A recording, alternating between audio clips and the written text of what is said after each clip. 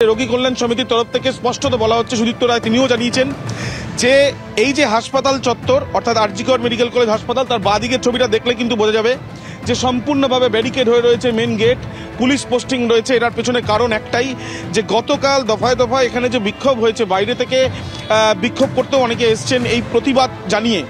এই বিক্ষোভে রোগী পরিষেবা দিতে কিন্তু হয়রানির মুখে পড়তে হচ্ছে বা রোগী পরিষেবায় কিন্তু ব্যাঘাত ঘটছে। সেইটা কোনোভাবেই মেনে নেওয়া যাবে না এবং সেই জন্য আজকেও বাইরে থেকে কাউকে প্রবেশ করতে দেওয়া হবে না বলে পুলিশের সাথে কথা বলে পুলিশ পোস্টিংও রয়েছে এবং তার সঙ্গে আলাদাভাবে হাসপাতাল কর্তৃপক্ষ দেখছে। কিন্তু প্রশ্ন থাকছে বেশ কিছু। প্রথম, যে এই নিরাপত্তার গাফিলতি এতদিন ধরে ছিলই বা কেন? দ্বিতীয়ত, এই ঘটনার পর এতদিন পরে হুঁশ ফিরেছে এবং তারপরে এই যে নিরাপত্তার দায়িত্বে যে দুজন ছিল, তারা সেদিনকে কোথায় ছিল যেদিনকে এই ঘটনা ঘটছিল? কেন তারা আগে থেকে সে হাসপাতাল কর্তৃপক্ষকে জানায়নি? তাদের কর্তব্যে কি গাফিলতি ছিল? এই প্রশ্নগুলো কিন্তু রয়েছে।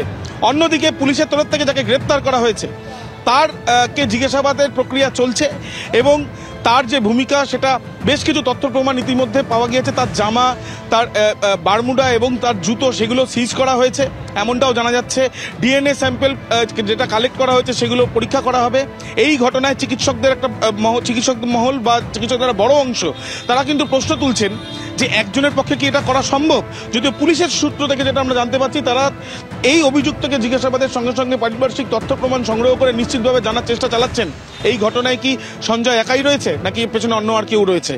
সমস্ত বিষয়ই খতিয়ে দেখা হচ্ছে বলে জানা যাচ্ছে। তবে এই ঘটনা যেটার আলোড়ন ফেলে দিয়েছে চারিদিকে, সেই ঘটনায় যে নিরাপত্তা রক্ষী যারা ছিল এই চেস্ট মেডিসিন ডিপার্টমেন্টে বা চেস্ট মেডিসিনের ফ্লোরে, সেই নিরাপত্তা রক্ষী দুজনের তাদেরকে সাসপেন্ড করা হয়েছে। হাসপাতাল মনে করছে তাদেরও গাফিলতি ছিল কর্তব্যে।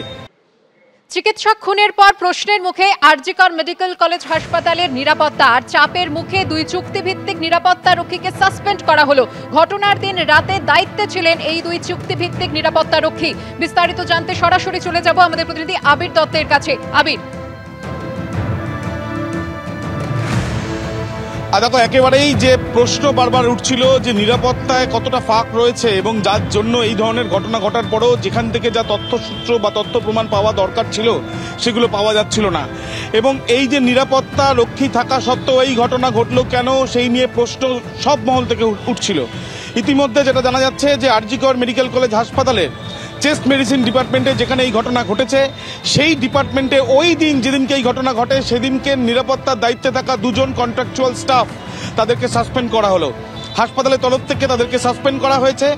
এছাড়াও প্রশ্ন ছিল সিসিটিভি ক্যামেরা কেন মোড়া নেই বিভিন্ন জায়গা। যে জায়গাতে সিসিটিভি ক্যামেরা নেই সেখানেও সিসিটিভি ইনস্টলেশনের কাজ ঠিক আজকেই শুরু হয়েছে। একবার ছবিটা দেখাতে বলবো ভগবান চাও আমার ক্যামেরা পার্সনকে।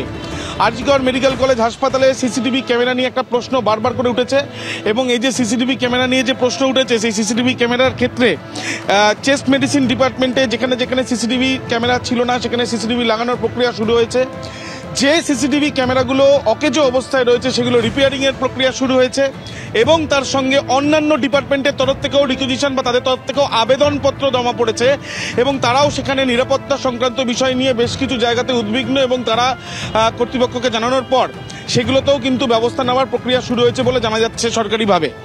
দ্বিতীয়ত তোমায় জানাই, যেটা আমরা জানতে পাচ্ছি যে রোগী কল্যাণ সমিতির তরফ থেকে স্পষ্টত বলা হচ্ছে, সুদীপ্ত রায় তিনিও জানিয়েছেন যে এই যে হাসপাতাল চত্বর অর্থাৎ আর.জি. কর মেডিকেল কলেজ হাসপাতাল, তার বাঁদিকের ছবিটা দেখলে কিন্তু বোঝা যাবে যে সম্পূর্ণভাবে ব্যারিকেড হয়ে রয়েছে মেন গেট, পুলিশ পোস্টিং রয়েছে। এটার পেছনে কারণ একটাই যে গতকাল দফায় দফায় এখানে যে বিক্ষোভ হয়েছে, বাইরে থেকে বিক্ষোভ করতেও অনেকে এসছেন এই প্রতিবাদ জানিয়ে। এই বিক্ষোভে রোগী পরিষেবা দিতে কিন্তু হয়রানির মুখে পড়তে হচ্ছে বা রোগী পরিষেবায় কিন্তু ব্যাঘাত ঘটছে।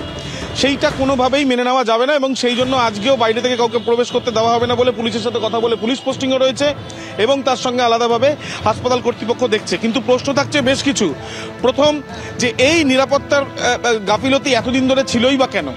দ্বিতীয়ত, এই ঘটনার পর এতদিন পরে হুঁশ ফিরেছে এবং তারপরে এই যে নিরাপত্তার দায়িত্বে যে দুজন ছিল, তারা সেদিনকে কোথায় ছিল যেদিনকে এই ঘটনা ঘটছিল? কেন তারা আগে থেকে সে হাসপাতাল কর্তৃপক্ষকে জানায়নি? তাদের কর্তব্যে কি গাফিলতি ছিল? এই প্রশ্নগুলো কিন্তু রয়েছে। অন্যদিকে পুলিশের তরফ থেকে যাকে গ্রেপ্তার করা হয়েছে তার কে জিজ্ঞাসাবাদের প্রক্রিয়া চলছে এবং তার যে ভূমিকা সেটা বেশ কিছু তথ্য প্রমাণ ইতিমধ্যে পাওয়া গিয়েছে। তার জামা, তার বারমুডা এবং তার জুতো সেগুলো সিজ করা হয়েছে এমনটাও জানা যাচ্ছে। ডিএনএ স্যাম্পল যেটা কালেক্ট করা হয়েছে সেগুলো পরীক্ষা করা হবে। এই ঘটনায় চিকিৎসকদের একটা চিকিৎসক মহল বা চিকিৎসকদের বড় অংশ তারা কিন্তু প্রশ্ন তুলছেন যে একজনের পক্ষে কি এটা করা সম্ভব। যদিও পুলিশের সূত্র থেকে যেটা আমরা জানতে পারছি, তারা এই অভিযুক্তকে জিজ্ঞাসাবাদের সঙ্গে সঙ্গে পারিপার্শ্বিক তথ্য প্রমাণ সংগ্রহ করে নিশ্চিতভাবে জানার চেষ্টা চালাচ্ছেন এই ঘটনায় কি সঞ্জয় একাই রয়েছে নাকি পেছনে অন্য আর কেউ রয়েছে। সমস্ত বিষয়ই খতিয়ে দেখা হচ্ছে বলে জানা যাচ্ছে। তবে এই ঘটনা যেটার আলোড়ন ফেলে দিয়েছে চারিদিকে, সেই ঘটনায় যে নিরাপত্তা রক্ষী যারা ছিল এই চেস্ট মেডিসিন ডিপার্টমেন্টে বা চেস্ট মেডিসিনের ফ্লোরে, সেই নিরাপত্তা রক্ষী দুজনের তাদেরকে সাসপেন্ড করা হয়েছে। হাসপাতাল মনে করছে তাদেরও গাফিলতি ছিল কর্তব্যে।